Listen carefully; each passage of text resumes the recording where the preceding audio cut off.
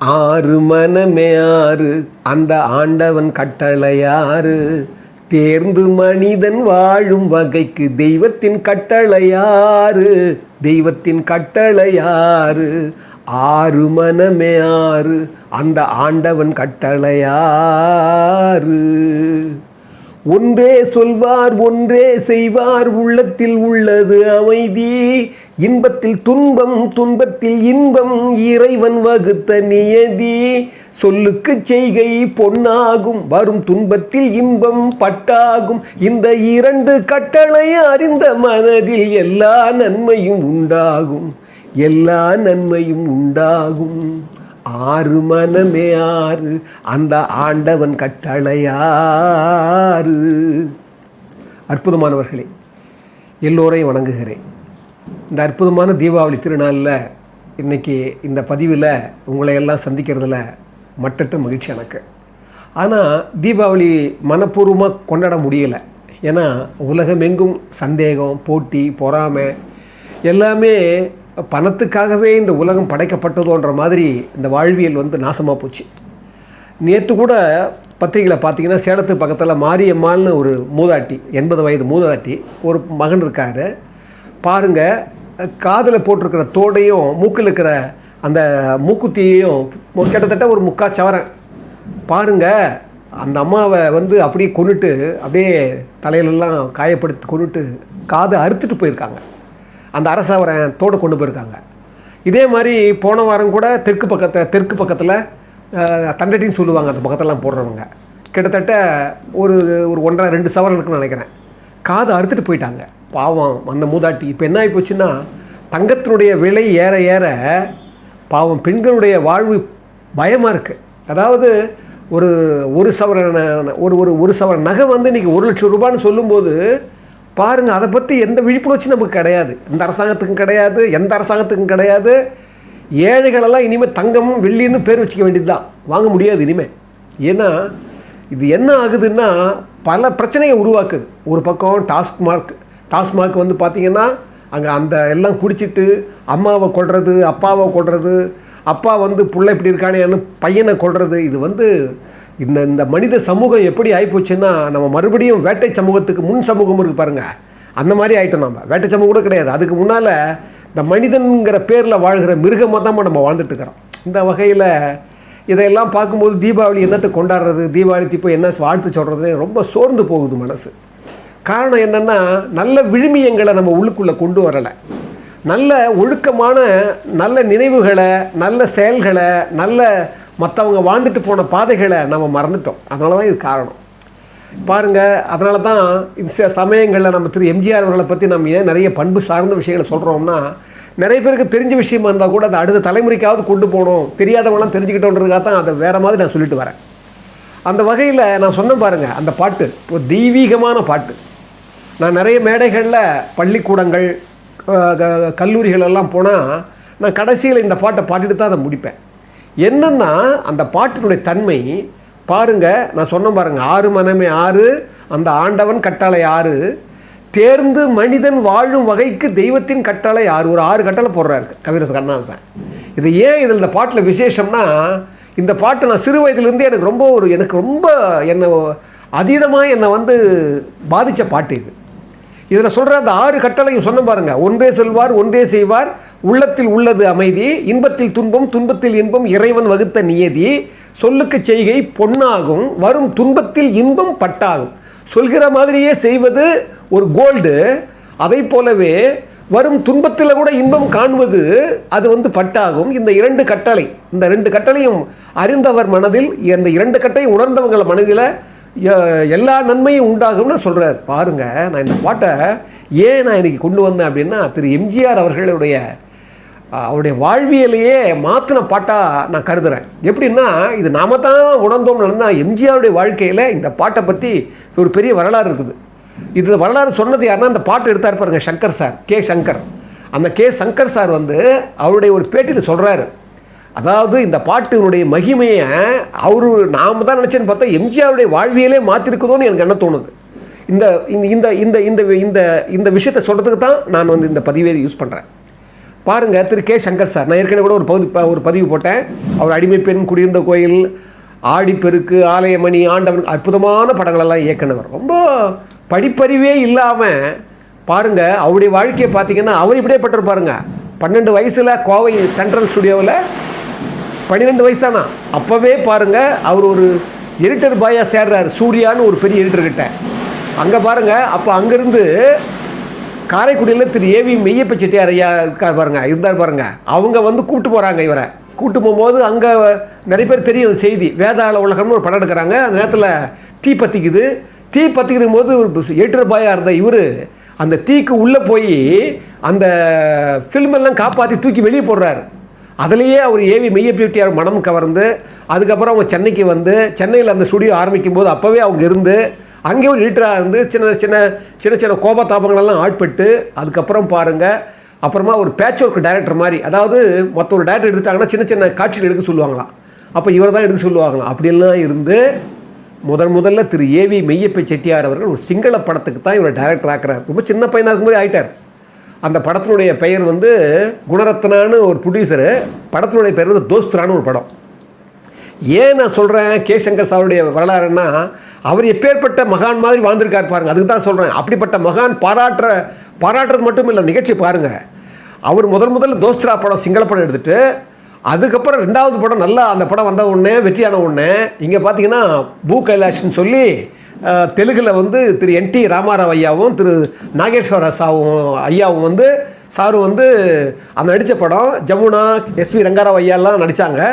அந்த படம் 2வது படம் தெலுங்கில், அது பெரிய ஹிட்டு. ஆனால் அங்கே பாருங்கள், அந்த படம் எடுக்கும்போது திரு NTRம் திரு நாகேஸ்வர ஐயாவும் என்ன பண்ணாங்களாம், என்ன சின்ன பையனாக இருக்கான்னு சொல்லி ரொம்ப கிண்டல் பண்ணாங்களாம். ஏவி மெய்யப்ப செட்டியார் அவனுடைய வயசை பார்க்காதீங்க, அவன் திறமையை பாருங்கள், திறமையில் குறந்தா சொல்லுங்கன்னு சொன்னாராம். சொன்னால் அந்த படம் முடித்த பிறகு பெரிய வெற்றி அந்த படம் தெலுங்கில். 2வது படம் ஆன பிறகு சிவபக்தான்னு ஒரு ஹிந்தியில் பெரிய ஹிட்டான ஒரு படத்தை ரீமேக் பண்ணும்போது 3வது படம் அவருக்கு வந்து அதுவும் வந்து ஹிந்தியிலேருந்து வந்த படம். அவர் முதல்ல தமிழில் அவர் ஏவி மெய்யப்ப செட்டியார் வாய்ப்பு கொடுத்து நல்லா கவனிங்க. அதுக்கப்புறம் கொஞ்சம் கொஞ்சமாக அவர் பெரிய டைரக்டர் ஆகிடுறாரு.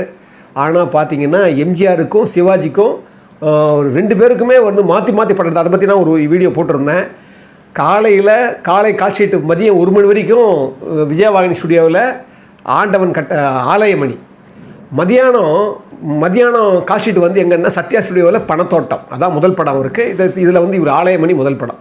இதில் 2 பேருமே சரோஜதேவி அம்மா தான் நடிச்சிருக்காங்க ஹீரோயினை. பாருங்கள், அப்போவே சொல்கிறாரு, 2 படத்தை பற்றியும் சொல்கிறாரு. 2 ஜாம்பவான்கள் நான் பயந்து தான் ஒத்துக்கிட்டேன், இடையிலேயே நிறுத்திட வேண்டி வருமோ, ஏன்னா 2 பேருக்கும் அட்ஜஸ்ட் பண்ண முடியுமோன்னு தெரியாத நான் மாட்டிக்கிட்டோம் என்னன்னு நினச்சேன்.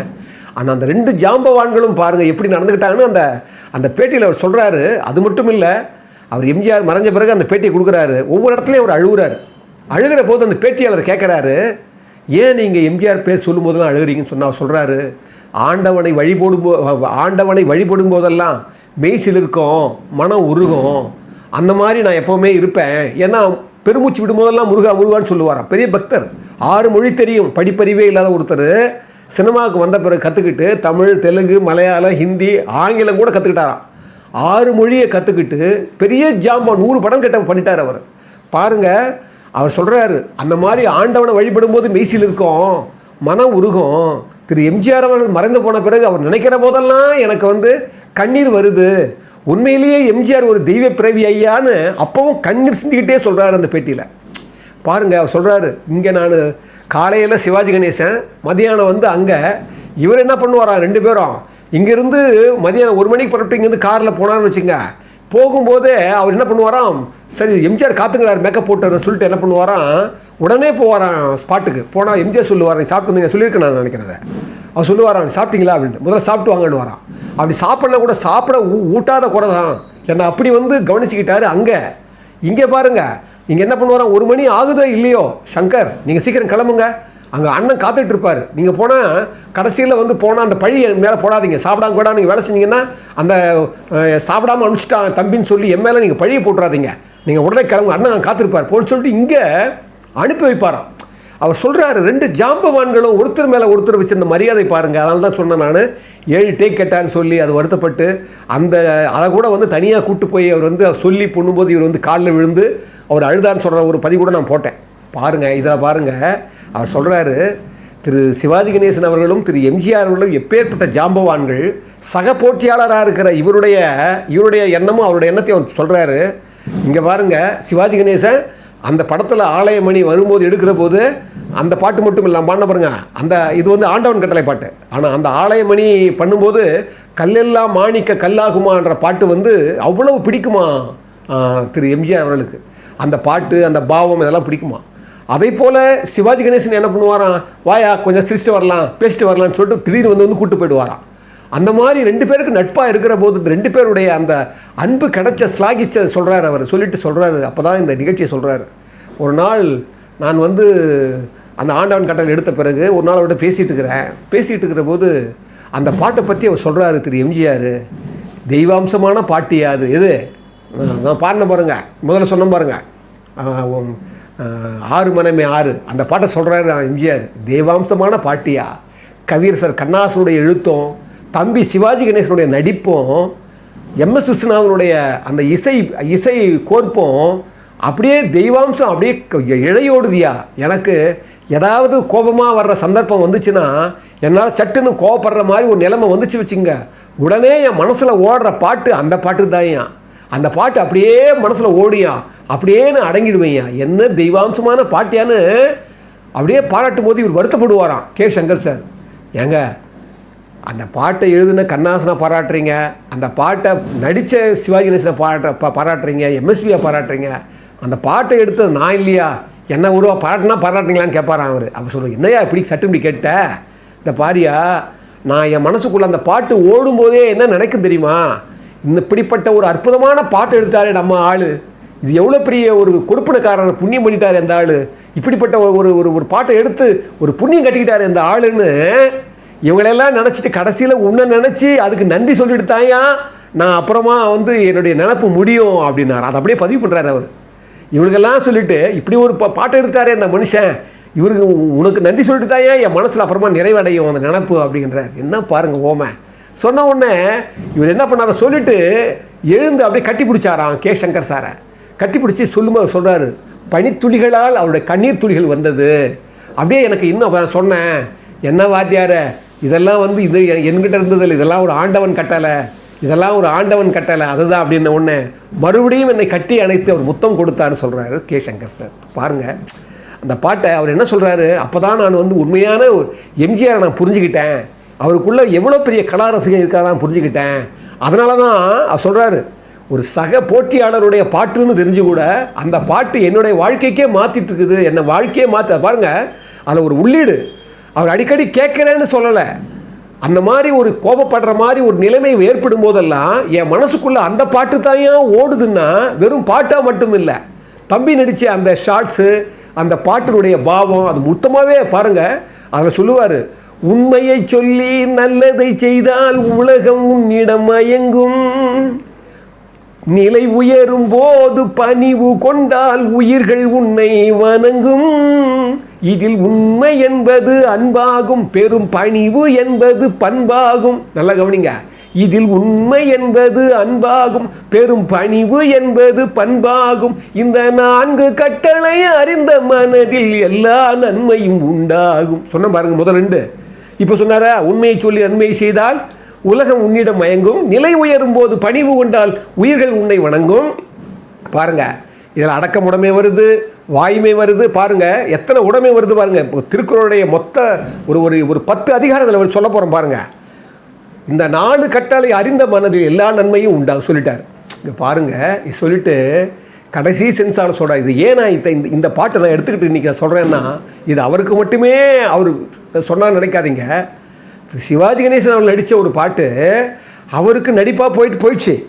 ஆனால் அந்த பாட்டு இவர் எத்தனையோ பாட்டு பாடியிருக்காரு, எத்தனையோ தத்துவ பாட்டு பாடியிருக்காரு, எத்தனையோ ஒரு உண்மையான விளக்கமான எத்தனையோ சத்தியத்தினுடைய பாட்டெல்லாம் பாடியிருக்காரு எம்ஜிஆர். ஆனால் இந்த பாட்டை எடுத்துக்கிட்டு ஒருவேளை அவருடைய பண்புகளை இந்த பாடல் தான் மாற்றியதோ அப்படின்னு எனக்கு நினைக்க தோணுது. என்னன்னா பாருங்க, அந்த கடைசி சென்சார் சொல்லுவார், ஆசை கோபம் களவு கொள்பவன் பேச தெரிந்த மிருகம், அன்பு நன்றி கருணை கொண்டவன் மனித வடிவில் தெய்வம், இதில் மிருகம் என்பது கள்ளமானம், உயர் தெய்வம் என்பது பிள்ளைமானம்.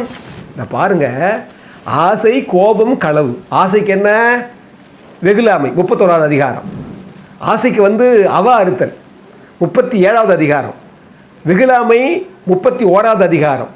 களவு 29வது அதிகாரம். பாருங்க, இந்த 30 குறள் வந்துருச்சு. ஆசை, கோபம், களவு கொள்பவன் பேச தெரிந்த மிருகம்ட்டாரு. அன்பு, நன்றி, கருணை கொண்டவன் மனித வடிவில் தெய்வம். அன்புடைமை எத்தனாவது அதிகாரம்? 8வது அதிகாரம். அந்த அன்புடைமை, அன்பு, நன்றி, செய் நன்றி அறிதல் எத்தனாவது அதிகாரம்? 11வது அதிகாரம். கருணை, கண்ணோட்டமும் ஒரு அதிகாரம் வைக்கிறார், 58வது அதிகாரம். அந்த கண்ணோட்டம் தான் நம்முடைய கருணையான ஓட்டம். அந்த நம்ம கண்களுக்கு ஒரு கருணை இருக்கணுன்றது அந்த கண்ணோட்டத்தில் 58வது அதிகாரம். இந்த பாருங்க, இதுலேயே 6 அதிகாரம் வந்துடுச்சு. இதில் நான் ஏற்கனவே சொன்ன பாருங்க, வாய்மை, உண்மை, இதெல்லாம் நிறைய இருக்கு பாருங்க. அதெல்லாம் எடுத்து பார்த்தா நிறைய திருக்குறளுடைய மொத்த சாரத்தில் முக்கியமான சாரமெல்லாம் கவியரசு கொண்டாந்து இந்த பாட்டில். இதை பாருங்க, இவர் கடைப்பிடிச்சிருக்காரு. நீங்கள் சொல்கிற பார்த்தீங்களா, ஆசை, கோபம். இல்லைங்கன்னா சினிமா படங்களில் அவருடைய ஆசை ஏற்பட்டு நடித்த பாத்திரமே இருக்காது.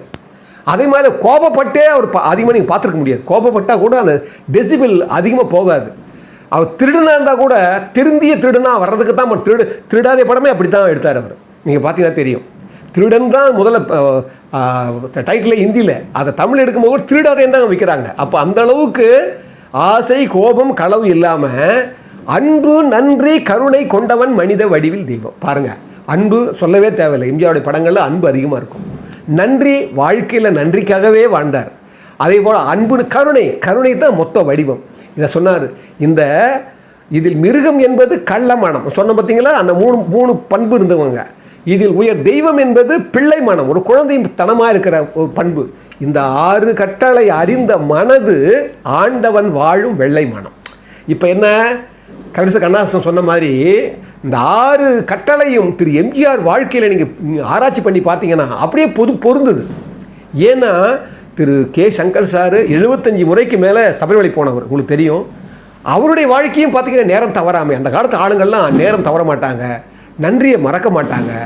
அந்த பேட்டியில் கூட என்னோட முதல்ல ஜூபிட்டரில் எனக்கு சூர்யான்னு அந்த எடிட்டர் சொன்னார் பாரு, அவர் சொன்னது தான் எனக்கு, இந்த குரு சொன்னது தான் எனக்கு பழிச்சது. ஏன்னா அவர் சொன்னாராம், போடா நீ போனீங்கன்னா அப்படியே எடிட்டர் மட்டும் இல்லைடா டேரக்டரோட ஆகிடுவான்னு சொன்னார். அதே மாதிரி நான் பெரிய டேரக்டர் ஆகிட்டேன். அதுக்கப்புறம் தான் நான் கற்றுக்கிட்டேன். அதை போலவே பாருங்கள், பக்தியுடைய மார்க்கத்தில் அவர் எப்பவும் முருகான்னு சொல்லுவார். அது மட்டும் இல்லை, திரு எம்ஜிஆர் அவர்களை மூகாம்பிகை கோயிலுக்கு முதல் அழைச்சிட்டு போனவரே அவர் தான். தாய் மூகாம்பிகைன்னு பக்தி படம் எடுத்தவரும் கே. சங்கர் தான். அது மட்டும் இல்லை, நடிகர்கள் எம்.ஆர். ராதா எவ்வளோ பெரிய நாத்திகவாதி நமக்கு எல்லாம் தெரியும். அப்படிப்பட்ட ஒரு நாத்திகவாதத்தையே வாதியையே கடைசி காலத்தில் முருகான்னு சொல்ல வச்சாருன்னு சொல்லுவாங்க எல்லாரும். அந்த மாதிரி அந்த நன்றி உணர்ச்சியும் காலம் தவறாமையும் அவர்கிட்ட அதிகமாக அந்த காலத்து. இப்போ சமீபத்தில் திரு காரைக்குடி நாராயணன் ஐயாவை அடிக்கடி சந்திக்கிறது உண்டு. சந்திக்கும் போது அவர் சொன்னார், அந்த காலத்தில் 2 பேர் தான் நல்லா பாட்டு எடுப்பாங்களாம். ஒன்று கே. சங்கர், இன்னொன்று ஜி.ஓ.ஆர். நாதன். இந்த வானம்பாடி, கருப்பு பணம், இந்த மாதிரி நிறைய படம் எடுத்தவங்க, லட்சுமி கல்யாணம் எடுத்தவர், பெரிய அவர் கேமராமேன் கம் டைரக்டர். பாருங்கள், அதே மாதிரி தான் அவர் சொன்னதுக்கு உண்மை. அதே மாதிரி கே. சங்கர் சார் அதை சொல்கிறார் பாருங்கள், எம்ஜிஆர் எவ்வளோ கலாரசிகனாக இருந்தது நான் பயன்படுத்தணும்னு நினச்சேன்னு சொன்னார் பாருங்கள். அதைத்தான் என்ன பண்ணார், குடியிருந்த கோயிலில் ஆஹா ரசிகன், நல்ல ரசிகன், உங்கள் ரசிகன் பாட்டு இருக்கும். என்னை தெரியுமா நான் சிரித்து பழகி கருத்தை கவரும் ரசிகன், என்னை தெரியுமா உங்கள் கவலை மறக்க கவிதை பாடும் கவிஞன், என்னை தெரியுமா ஆஹா ரசிகன், நல்ல ரசிகன், உங்கள் ரசிகன்.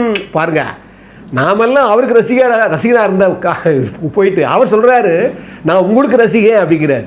அந்த ரசிகன் அவர் சொல்லும்போது எனக்கு அதுதான் ஞாபகம். அவர் சொன்னார், இப்படிப்பட்ட ஒரு கலா ரசிகனை நான் பயன்படுத்தணும்னு நினச்சேன், அது குடியிருந்த கோயிலை பயன்படுத்தியிருக்கிறார் அவர். ஏன்னா இந்த பதிவையே சொல்கிறேன்னா பாருங்கள், ஒரு மனிதனுடைய பண்பை ஒரு பாட்டு எவ்வளோ பெரிய தெய்வீக அம்சமும் பொருந்திய பாட்டியாது, நான் கோவப்படுற சமயங்களெல்லாம் என்னை உள்ளுக்குள்ளே மாற்றி எனக்கு ஓடுற பாட்டியான்னு அந்த பாட்டை எடுத்துக்கிட்டா இருப்பாங்க. அந்த நல்ல விஷயங்களை, நல்ல ஞானத்தை எங்கெல்லாம் இருக்குமோ அங்கெல்லாம் தேடி தேடி தேடி அதை கொண்டு போய் எடுத்து தன்னோட வாழ்வியலுடைய செயலை ஆக்கினவர், குணமாக ஆக்கினவர், பண்புகளை ஆக்கினவர் திரு எம்ஜிஆர்னு சொல்லி, இதை போல நல்லவையெல்லாம் நாம் தேர்ந்தெடுத்து கொண்டு நாம் நல்ல வழியே போகணும். உலகமெல்லாம் இருக்கிற போர் சமுதாயம் ஒழியணும். எல்லாம் இப்போ சமீபத்தில் காசாவில் பாருங்கள், என்ன கண்டுட்டோம், 68,000 பேர் நேற்று வரைக்கும் இறந்துருக்கிறாங்க. எவ்வளோ பேர் இன்னும் இடிபாடு சிக்கி கிடக்கிறாங்க, தேடிட்டு இருக்கிறாங்க. அங்கே என்ன நடந்தது பாருங்கள். தேவையில்லாமல் அந்த அக்டோபர் சொன்னேன் இல்லையா உங்களுக்கு, இந்த அக்டோபர் 7ஆம் தேதி ஆகஸ்ட் 7ஆம் தேதி நினைக்கிறேன். 7ஆம் தேதி 2023 போன அந்த பிரச்சனை இன்றைக்கி பாருங்கள் எங்கே கொண்டு போய் விட்டுச்சு. இதனால் என்ன இப்போ ரெடி ஒப்பந்தம் போட்டு அப்போ என்னென்ன நம்ம மனதுக்குள்ளே இருக்கிற எழுகிற கோபத்தையும் நமக்குள்ளே எழுகிற கோப கனலையும் நம்மளுடைய உள்ளத்துக்குள்ளே இருக்கிற ஆத்திரத்தையும் நாம் அதை சரி பண்ணணும்னா இந்த மாதிரி நல்ல நல்ல சத்தியங்களையும் உண்மைகளையும் நல்லவருடைய வாழ்க்கையினுடைய பாதைகளையும் நாம் திருப்பி திருப்பி பார்க்கணும்னு சொல்லி இந்த அற்புதமான நேரத்தில் இந்த பதிவை இவ்வளோ நேரம் பொறுமையாக கேட்ட உங்கள் எல்லோரையும் நான் வணங்குவதில் பெருமைப்படுகிறேன். அற்புதமான தமிழ்த்தி நேயர்களே, உங்கள் எல்லோரையும் வணங்குவதில் நான் பெருமகிழ்ச்சி கொள்கிறேன். இந்த தமிழ்த்தி ஏதோ பணம் சம்பாதிக்கணும், இல்லை அது இந்த யூடியூப் மூலமாக நாம் வருமானம் பெறணுன்ற எண்ணமே எனக்கு கிடையவே கிடையாது. என்னுடைய தொழிலே வேறு. ஆனால் அந்த தொழில் கொஞ்சம் முடக்கமாக இருந்ததால் இந்த நேரத்தில் இந்த மாதிரி ஒரு பகிர்தலில் எனக்கு அவ்வளோ சந்தோஷமாக இருக்குது. ஏன்னா நல்லவர்களை பற்றியும் நல்லவங்களை பற்றியும் நல்ல செயல்களை பற்றியும் தர்மத்தை பற்றியும் சத்தியத்தை பற்றியும் உண்மையை பற்றியும் நல்ல நல்ல இந்த உலகத்தினுடைய சிறந்தவர்களை பற்றியும் தான் நான் இதை பதிவு பண்ணணும்னு ஆசைப்பட்றேன். அந்த வகையில் புரட்சித் தலைவர் மக்கள் திலகம் எம்ஜிஆரை பற்றி பேசுவதில் நான் உண்மையிலேயே மகிழ்ச்சி கொள்கிறேன். அதுவே எனக்கு பெரிய வருமானம் தான். ஏன்னா அதை விட ஒரு வருமானம் கிடைக்க போகிறது இருந்தாலும் இந்த மாதிரி ஒரு தமிழ்த்தியில் பல்கி பெருகணுன்றதுக்காக இன்னும் நிறைய விஷயங்கள் சேர்க்கணுன்றதுக்காக ஒரு கடினமான சூழ்நிலையில் நாங்கள் இதை இந்த மாதிரி இதை பண்ணுறதால இது வருமானம் கொடுக்குற ஒரு சேனல் கிடையாது. எனவே உங்களால் முடிந்ததுன்னா உங்கள் அன்பையும் உங்கள் உதவியையும் நீங்கள் இந்த கீழே இருக்கிற இந்த நம்பரில் நீங்கள் செஞ்சீங்கன்னா இன்னும் மேலும் மேலும் எங்களுக்கு பெரிய வலுவும் பெரிய நம்பிக்கையும் பெரிய உற்சாகமும் கிடைக்கும்னு சொல்லி இதுவரைக்கும் உதவினவங்களையும் இனிமேல் உதவ போகிறவங்களையும் நாங்கள் மனதார இதயபூர்வமாக வணங்குகிறேன்னு சொல்லி இந்த அற்புதமான நேரத்தில் நன்றி சொல்லிக்கிறேன்.